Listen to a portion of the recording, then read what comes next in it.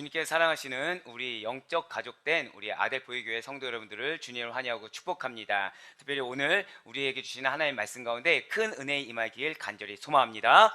네, 오늘 본문의 배경은 예수님께서 초대 사역 중에서 갈릴리로 가시기 전에 사마리아에서 복음을 전하실 때 사마리아 여인을 만나서 대화하는 내용이십니다. 진실로 예수님께서는 이 물이라는 매개체를 통해서 죄의 문제로 신음하며 목말라 하는 그 사마리아 여인을 영원한 생명수 되시는 하나님께로 인도해 주셨다라는 거예요. 죄의 용서함을 받은 이 사마리아 여인에게는 이제 새로운 삶이 펼쳐지게 되는 것입니다. 자, 과연 어떠한 삶이 이 사마리아 여인에게 펼쳐지게 되는 것입니까? 바로 구속의 은총을 받은 주의 백성들이 하나님께 드리는, 절 따라 고백하실까요? 참된 예배자. 그렇습니다. 참된 예배자의 삶이 이제 펼쳐지게 된다라는 거예요. 진실로 하나님께서는 바로 지금 이 순간에도 신령과 진정으로 드려지는 예배, 자기 자신을 거룩한 산 제사로 드리는 그러한 영적 예배자의 주인공을 열심히 찾고 계심을 반드시 기억하시길 바라겠습니다. 이 말씀을 믿는 믿음으로 우리 오늘 본문 말씀을 다시 한 번 더 보시길 바라요. 아버지께 참되게 예배하는 자들은 영과 진리로 예배할 때가 오나니 곧 이때라. 아버지께서는 자기에게 이렇게 예배하는 자들을 찾으시느니라. 아멘. 예, 우리 사랑하는 아델보이교회 성도 여러분들, 대체 영과 진리로 드려지는 예배란 무엇입니까? 그것은 진실된 예배예요. 정직한 마음으로 드리는 예배입니다. 어떠한 가식이 없어요. 어떠한 거칠애가 없이 오직 하나님을 향한 순수한 마음, 오직 예수 그리스도만을 바라보는 그 순수한 마음으로 드려지는 예배입니다. 예배 가운데 예수님을 향한 사랑이 가득합니다. 그분을 만나겠다는 열망이 가득한 예배가 바로 영과 진리로 드려지는 예배인 거죠. 진실로 참된 예배는 신실한 믿음만이 가득한 예배란 사실입니다. 그렇습니다. 우리는 이렇게 예수 그리스도의 이름으로 하나님 보좌 앞으로 나아가고 있어요. 우리의 모든 기도, 우리의 모든 찬양, 우리의 모든 경배는 오직 예수 그리스도를 통해 하나님 아버지께로 나아가야만 한다는 것이죠. 예수님보다 앞선 것, 예배보다 앞선 그 무언가가 우리 인생의 존재에서는 안 된다는 사실입니다. 예배 드리려는 그 전 과정 가운데 하나님의 충만하신 임재하심을 우리는 경험할 수 있어야 된다는 거예요. 예배 가운데 우리는 반드시 은혜를 받을 수가 있어야 된다는 것이죠. 내가 예배 대상이 아닌 것입니다. 우리는 한마음 한뜻으로 예배에 동참하는 가운데 거룩하신 하나님, 거룩하신 하나님께로 예배를 올려드리는 것입니다. 그렇습니다. 진실로 하나님께서는 바로 우리의 이러한 예배를 받으시기에 합당하신 분이세요. 왜이겠습니까? 그분이야말로 세상 만물의 주관자이십니다. 온 세상을 친히 다스리세요. 친히 섭리하시는 분이시라는 거죠. 하나님 외에 그 누가 만물의 찬양과 그 경배를 받기에 합당하다고 자부할 수가 있겠습니까? 따라서 참된 예배라고 하는 것은 예배의 대상이 되시는 하나님께서 과연 그분이 누구신지 너무 잘 알고 그분에 대한 감사함과 그분에 대한 찬양으로 진실되게 올려드리는 예배가 바로 참된 예배인 것입니다. 그래서 시편 기자는 우리에게 이렇게 선포하고 있어요. 시편 99편 9절의 말씀입니다. 너희는 여호와 우리 하나님을 높이고 그 성산에서 예배할지어다. 여호와 우리 하나님은 거룩하심이로다. 아멘. 바로 이것입니다. 네, 바로 이거예요. 오직 하나님만을 높이는 삶, 하나님의 성산인 그 하나님의 존전 앞에서 하나님을 경배하는 삶, 그것이 바로 곧 예배인 것입니다. 우리의 삶의 궁극적인 목표가 하나님의 이름을 드높이는 데 있으며 우리의 예배 또한 하나님을 높이고 우리의 입술과 우리의 삶으로 하나님의 다른 것이 아닌 그분의 거룩한 이름을 높여드리는 데 참된 의미가 있다는 것이죠. 진실로 하나님께서는 자신의 백성들에게 한없이 자비와 긍휼을 베풀어 주시는 분이세요. 하나님께서는 우리 모든 죄인들이 사망과 죄의 사슬에 매여서 시달리고 있는 것을 너무나도 불쌍히 여겨 주셨다는 것이죠. 그래서 우리 모든 죄인들을 구원하시기 위해 독생자 예수 그리스도를 보내주셨다는 것입니다. 이것이 바로 하나님의 사랑이에요. 당신의 사랑하시는 아들을, 당신과 동등되신 분들을 전혀 거룩한 속성과는 거리가 먼 죄인된 자들에게 보내주시사 그들로 하여금 거룩하게 하나님 존재 앞에 나아갈 수 있도록 길을 열어주신 것, 이것이 바로 하나님의 사랑이라는 것이죠. 그렇기 때문에 이러한 예수님을 통한 죄 용서함을 통해서 하나님의 사랑이 마음 깊숙이 채워진 자들은 이 가슴에 차고 넘치는 감격이 있습니다. 그 차고 넘치는 구원의 감격이 있어요. 거기에 따른 감사의 감격이 있다는 것이죠. 그렇기 때문에 하나님을 늘 항상 예배드리지 않고서는 못 배긴다라는 거예요. 하나님의 사랑이, 그 구원의 감격이 부어진 사람들은 아무리 환경 가운데 어려움이 있다고 하더라도, 아무리 사람으로 말미암아 실족한 환경 가운데 놓여졌다고 하더라도 지금 너무나도 절망할 수밖에 없는, 소망을 찾아보기 힘든 그런 여건 가운데 놓여졌다고 하더라도 무릎 꿇고 하나님께 예배하는 거예요. 절대 내 마음이 낙심한 상태로 내버려 두지 않습니다. 절대 내 마음이 곤고한 상태로 내버려 두지 않아요. 오히려 그러할수록 나의 이 마음을 치유하실 분, 나의 이 환경 가운데 나를 알아주실 분은 오직 하나님밖에 없다는 사실을 믿는 그 확실한 믿음으로 말미암아 하나님께 예배를 드린다는 것이죠. 밤새 기도합니다. 눈물로 찬양해요. 그래도 충만하게 채워진 하나님의 사랑을 다 표현할 길이 없다 보니 교회에서, 그리고 나의 삶 그 곳곳마다 그러한 삶의 현장에서 내 몸 전체를 드리는 삶의 예배자로 당연하게 살아가는 것입니다. 그래서 다윗이 바로 이러한 주의 풍성한 사랑을 힘입어서 예배하고 있다라고 이렇게 고백하고 있는 것이 아니겠습니까? 바로 시편 5편 7절의 말씀입니다.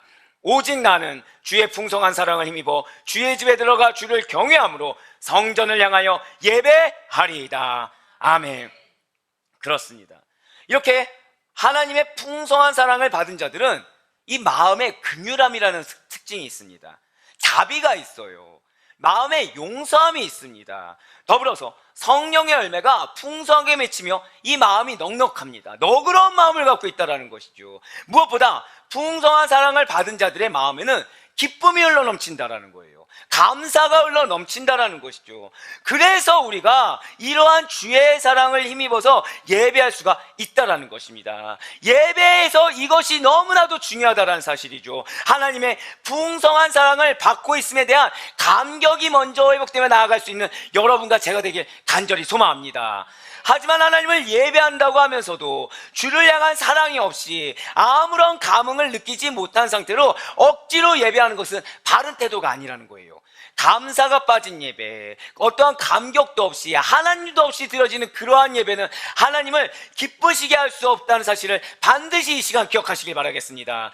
이미 하나님께서는 여러분과 저를 사랑하십니다. 믿으시니까?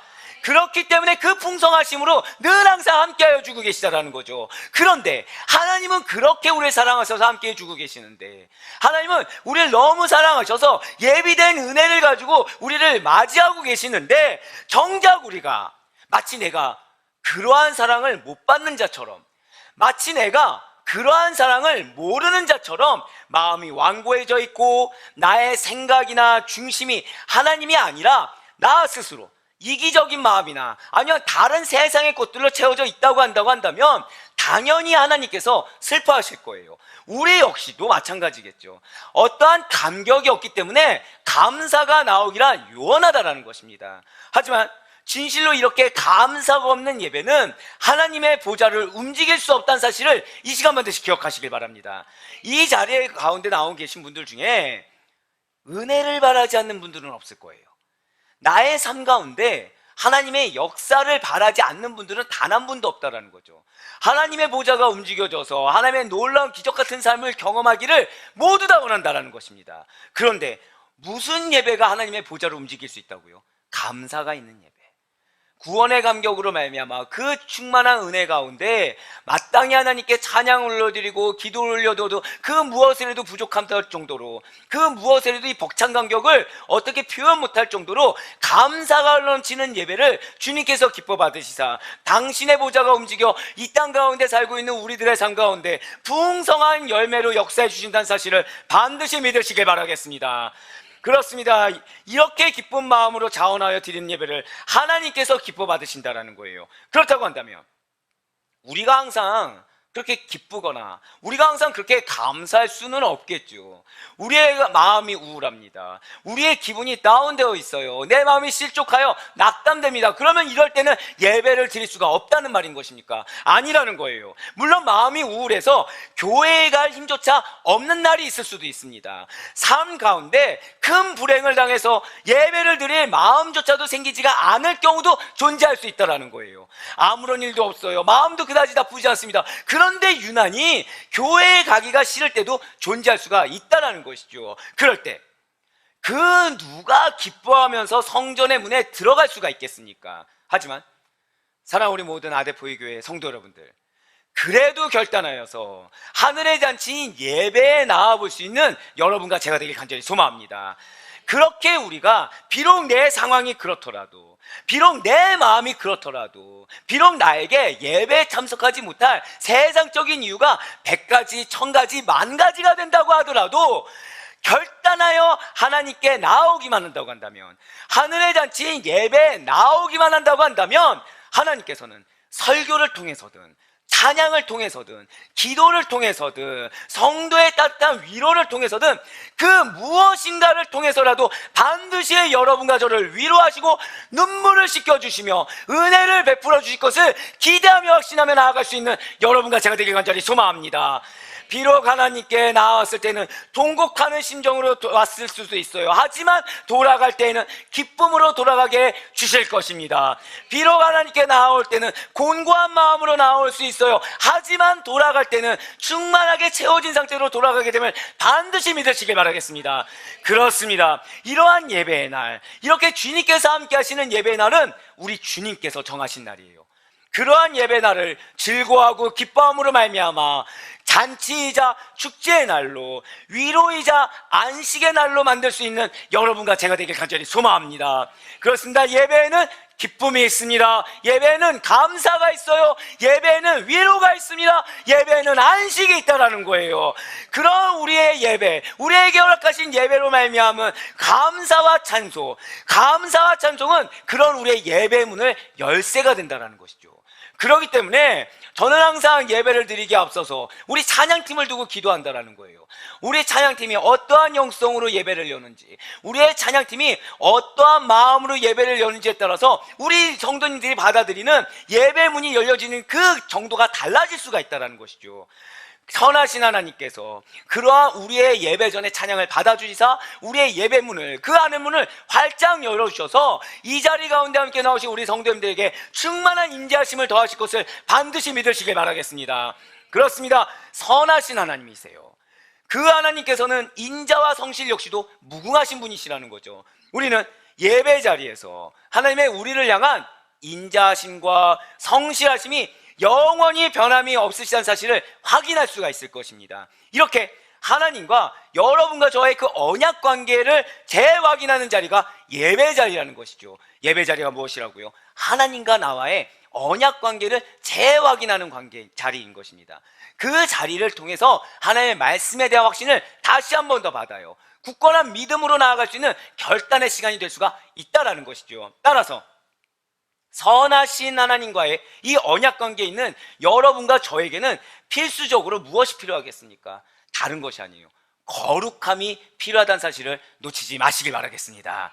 그렇습니다. 예배자는 반드시 자신의 죄를 회개해야 됩니다. 그리고 주의 보혈로 인한 거룩함을 입고 하나님께 그제서야 예배로 나아갈 수가 있어야 된다는 사실입니다. 이와 관련해서 시편 기자는 시편 96편 9절 말씀을 통해서 이렇게 선포하고 있습니다. 아름답고 거룩한 것으로 여호와께 예배할지어다. 온 땅이여 그 앞에서 떨지어다. 아멘. 여호와께 예배 드릴 때 그냥 일반적인 거, 평범한 걸로 드리라고 말씀하지 않았어요. 어느 정도 그 누룩과 같은 죄악에 물든 상태로 해도 괜찮다라고 이야기하지 않았습니다. 아름답고 거룩한 것으로 하나님께 예배드려야 된다고 말씀하고 있다는 것이죠. 이와 더불어서 다윗 역시도 이러한 거룩함을 입고 예배하는 것에 대해서 동일하게 이렇게 선포하고 있습니다. 시편 29편 2절의 말씀입니다. 여호와께 그의 이름에 합당한 영광을 돌리며 거룩한 옷을 입고 여호와께 예배할지어다. 아멘. 그런데 여기서 우리가 착각하지 말아야 될 것이 있다는 거예요. 이 거룩한 옷을 입는다고 하니까 이 거룩함이 마치 나에게서 나는 것처럼, 세상적인 어떤 것을 덧입는 것처럼 우리가 오해해서는 안 된다라는 것이죠. 거룩함은 우리 인간에게서 나오는 것이 절대 아닙니다. 순결함과 거룩함은 하나님으로부터 나오는 거예요. 진실로 하나님께서는 타락한 본성을 지닌 죄된 인간과 화목하실 수가 없습니다. 왜요? 죄된 인간은 이 어떤 거룩이라는 속성과는 거리가 멀기 때문이죠. 때문에 그러한 하나님과 거룩이라는 속성과 거리가 먼 이 죄인이 하나님께 나아가기 위해서는 오직 하나, 예수 그리스도의 거룩한 보혈의 공로를 덧입어야 된다는 거예요. 그렇게 거룩함을 되찾아야 된다는 것이죠. 그래야만 하나님께 나아갈 수가 있다는 사실입니다. 그렇습니다. 우리들의 거룩함은 예수 그리스도께서 십자가에 못 박히시고 그의 몸을 단번에 하나님께 드리심으로 말미암아 우리가 얻게 된 것입니다. 예수 그리스도께서는 우리의 죄를 위하여 영원한 제사를 드리고 지금 하나님 우편에 앉아 계세요. 바로 이 사실을 믿는 자마다, 거룩한 보혈 공로를 덧입는 자마다 거룩한 자라고 하나님께 인정받게 되는 것입니다. 그리고 하나님께서는 그렇게 그리스도로 인하여 거룩하게 되었을 뿐만 아니라 영원히 온전하게 된 자들을 예배 가운데 초청하고 있다는 것이죠. 자, 바로 오늘 본문 요한복음 4장 23절 말씀을, 이 말씀을 기억하는 마음으로 한번 보도록 하시겠습니다. 요한복음 4장 23절의 말씀입니다. 아버지께 참되게 예배하는 자들은 영과 진리로 예배할 때가 오나니 곧 이때라. 아버지께서는 자기에게 이렇게 예배하는 자들을 찾으시느니라. 아멘. 사랑하는 우리 모든 아델포교회 성도 여러분들, 우리가 바로 하나님께서 찾으시는 참된 예배자가 된다는 사실을 기억하시길 바랍니다. 진실로 우리는 예수 그리스도의 보혈에 힘입어서 성소에 들어갈 자격을 얻은 자들이에요. 그리고 하나님께서는 바로 그러한 자들 가운데 주님만을 자신의 인생의 주인이요 왕으로 알고 나와 기꺼이 경배하는 자를 원하신다라는 거죠. 어떠한 입술로만 경배하는 자, 혹은 자신의 신앙 경력을 자랑하는 자, 그러한 외적인 요소에 상관없이 오직 살아있는 신앙, 오직 굳건한 믿음을 가지고 하나님께 진실한 경배를 드리는 자를 주님께서는 찾고 계시다라는 거예요. 환경이나 어떤 상황, 사람으로 인해서 마음이 어려울 수 있죠. 여건이 받쳐주지 않는다고 하더라도 단 하나, 주님, 내가 나의 그저 믿음 하나만 가지고 나아갑니다. 내가 주님께 나아올 수 없지만 주님, 내 이 믿음 하나만을 바라봐 주세요 라면서 믿음만을 가지고 얼마든지 나와 예배드리기를 원하신다라는 거예요. 그렇습니다. 우리들은 그냥 예배에 나와서는 되는 것이 아니에요. 진실된 믿음으로, 살아있는 믿음으로 예배에 동참해야 되는 것입니다. 그리고 그러한 믿음을 주님께서 기뻐 받으시사 우리가 드려지는 그 모든 예배 가운데 주님의 풍성하신 사랑하심과 충만하신 임재하심을 경험하게 될 줄 반드시 믿으시길 바라겠습니다. 진실로 바로 이러한 믿음이 없이는 하나님을 기쁘시게 할 수가 없다라는 거예요. 하나님께 경배하기 위해 나오는 자는 반드시 살아있는 믿음을 소유하고 반드시 생동감 있는 믿음을 간직해야만 한다는 사실입니다. 사랑하는 우리 아델포교회 성도 여러분들, 참되게 예배하는 자로 나아가는 여러분과 저에게, 그래서 오늘날 사도 바울이 우리에게 이렇게 권면하고 있어요. 바로 로마서 12장 1절의 말씀입니다. 그러므로 형제들아, 내가 하나님의 모든 자비하심으로 너희를 권하노니 너희 몸을 하나님이 기뻐하시는 거룩한 산 제물로 드리라. 이는 너희가 드릴 영적 예배니라. 아멘. 이미 거룩한 산 제물로 하나님께 올려드리는 참된 영적 예배자로 부름받은 여러분과 저란 사실을 반드시 믿으시길 바라겠습니다. 그러한 우리들의 전 인격과 삶을 들여서 하나님께 예배를 드리되 흠도 없고 점도 없는 거룩한 제물로 우리를 드릴 수 있도록 힘쓰시길 바라요. 하나님께서는 다른 무엇보다도 여러분과 저의 의로운 삶, 정결한 삶을 예배로 받으시길 원한다는 사실을 이 시간 반드시 믿으시길 바라겠습니다. 지금 이 순간에도 하나님께서는 우리들의 삶 전 영역에서 당신의 주권을 선포하고 계시다라는 거죠. 우리는 하나님께서 우리를 통해 역사하시는 그러한 놀라운 사역을 그저 순종함으로 보기만 하면 된다는 거예요. 하나님께서 말씀하신 대로 지켜 행하기만 하면 된다는 것이죠. 우리의 참된 예배를 통해서 우리를 회복시켜 주십니다. 우리의 참된 예배를 통해서 우리를 충만하게 채워 주시는 분이세요. 그래서 우리가 삶의 자리로 나아갔을 때 그리스도의 향기를 온전히 드러낼 수 있도록 역사하고 계심을 반드시 믿으시길 바라겠습니다. 그렇게 채움받는 여러분과 저의 참된 예배자로서의 그런 어떠한 예배의 모습과 삶의 모습을 보고 수많은 영혼들이 도전받고 예수 그리스도를 만나게 되는 놀라운 역사가 일어나게 될 것입니다. 결국 무엇입니까? 여러분들의 삶이 전도의 통로가 된다는 거예요. 여러분들의 삶이 주님의 역사의 통로가 된다는 것이죠. 여러분들의 가족이 반드시 변화되게 될 것입니다. 내가 속한 공동체에 영혼이 변화되게 될 거예요. 단순히 그들이 교회에 발을 내딛고 떠나는 정도가 아니라 모두가 함께 진정과 신령으로 예배드리는, 함께 그렇게 예배드리는 참된 예배자로 우뚝 서게 되는 날이 조속히 오게 될 것을 반드시 믿으시길 바라겠습니다. 할렐루야! 이에 대해서 시편 기자는 마지막으로 분명히 이렇게 선포하고 있어요. 시편 22편 7절의 말씀을 나에게 주시는 비전의 말씀으로 알고 우리 다 같이 한 목소리 읽도록 하겠습니다. 시작! 땅의 모든 끝이 여호와를 기억하고 돌아오며 모든 나라의 모든 족속이 주의 앞에서 예배하리니. 아멘. 이 말씀이 바로 나에게 주시는 비전의 말씀인 줄 믿으시길 바라요. 나로 말미암아 정말 나의 모든 가족들이 주 앞에서 예배드리는 날이 올 것입니다. 나로 말미암아 내가 속한 공동체, 내가 속한 사업장의 모든 직원과 동역자들이 예수님을 온전히 인격적으로 만나 참된 예배자로 함께 예배드리는 그러한 은혜의 날이 오게 될 것입니다. 이 믿음이 여러분과 저의 믿음이 되길 간절히 소망합니다. 그러므로 우리가 먼저 참된 예배자로 서야 돼요. 그들이 결국 누구를 본다고 말씀드렸습니까? 나를 본다라는 거예요. 나의 예배의 모습, 그리고 나의 삶 가운데 예배자의 모습을 통해서 그들이 도전받고 그들이 변화되도록 주님께서 예배에 놓으셨다라는 것이죠. 그러니 우리가 먼저 예수님의 말씀으로 체험받으시길 바랍니다. 그러니 우리가 먼저 예수님의 말씀으로 은혜 받으시길 바라요. 그분의 성령에 충만하신 은혜로 말미암아 그 강력한 임재하신 가운데, 감격 가운데, 구원의 감격 가운데, 섭리의 감격 가운데 살아갈 수 있는 여러분과 제가 되길 간절히 소망합니다. 우리의 그러한 참된 예배자의 모습을 통해서 누구든지 예수의 이름을 부르짖을 수 있는 놀라운 은혜 날이 조속히 올 것을 믿으시길 바라겠습니다. 그러니 정말로 바로 얻고 얻기는 참된 예배자에 합당하게 언제나 하나님의 충만하신 사랑을 느끼면서 오직 예수 그리스도만을 갈망하시는 가운데 주의 충만하신 임재하심으로 인한 기쁨과 감격이 흘러넘칠 수 있는 여러분과 제가 되길 간절히 소망합니다. 진실로 우리들이 너무나도 중요해요. 주님께서는 여러분들을 통해 역사하길 원하십니다. 그럼 우리들이 나아가야 될 방향은 다른 것이 아니라는 거예요.